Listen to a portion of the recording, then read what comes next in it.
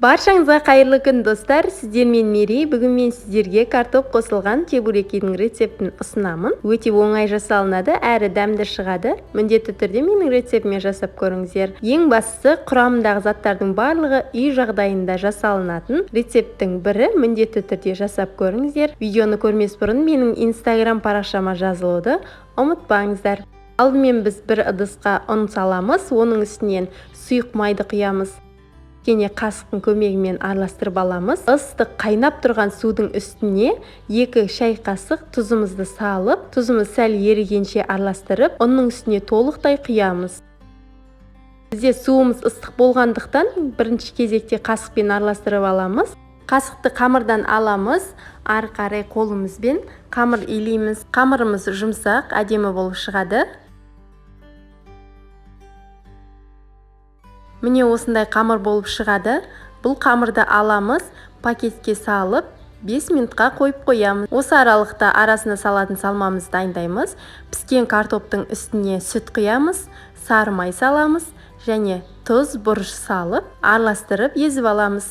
Мен вилканың көмегімен ездім. Сіздерде миксер немесе пюре езгіш болса, сонымен езсеңіздер болады. Көк пиязды да салып, барлығын араластырамыз. Көк пияз салу міндетті емес.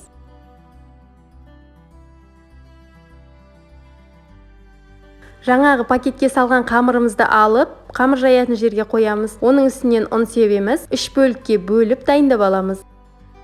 3 бөлікке бөлген қамырдың әр бөлігін алып, ұзынша етіп созып, оны бірнеше бөліктерге бөлеміз. Қамыр бізде өте жұмсақ, қолға кішкене жабысқыш болып келеді. Қамырымызды жайған кезде ұн сеуіп жаятын боламыз.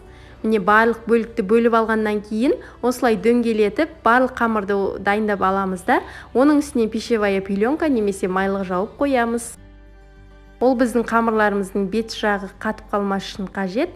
Осылай дөңгелетіп қамырды жұқа етіп жаямыз. Салмамызды саламыз. Салмасын көп салудың қажеті жоқ. Аз ғана салып, видеодағыдай етіп қолымыздың көмегімен шет-шетін басып шығамыз. Қаттырақ басамыз. Басып алғаннан кейін түзу шығу үшін мен осындай тарелкені қолдандым. Тарелкені қойып, пышақтың көмегімен шеткі бөліктерін алып тастаймыз. Бұл артық бөліктері бізге қажет болмайды. Міне біздің дайын чебурекиімізді қызып тұрған табаға салатын боламыз. Майымызды қатты қыздырмаймыз. Қатты қыздырсақ, біздің чебурекилеріміз тез пісіп, қарайып кетуі мүмкін. Сондықтан орташа отта қоямыз.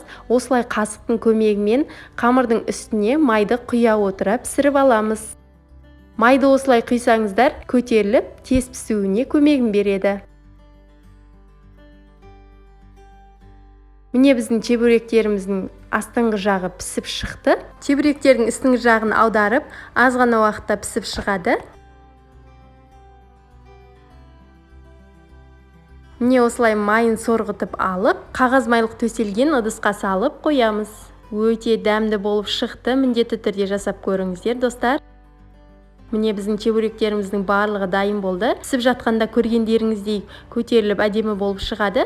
Бірақ суығаннан кейін, міне видеодағы көріп тұрғандарыңыздай, өте әдемі алтын түстес болып шығады. Міндетті түрде жасап көріңіздер. Менің каналыма жазылып, жандағы қоңырау белгісін басуды ұмытпаңыздар. Лайк, комментарий қалдырыңыздар. Астарыңыз дәмді болсын, хош, сау болыңыздар.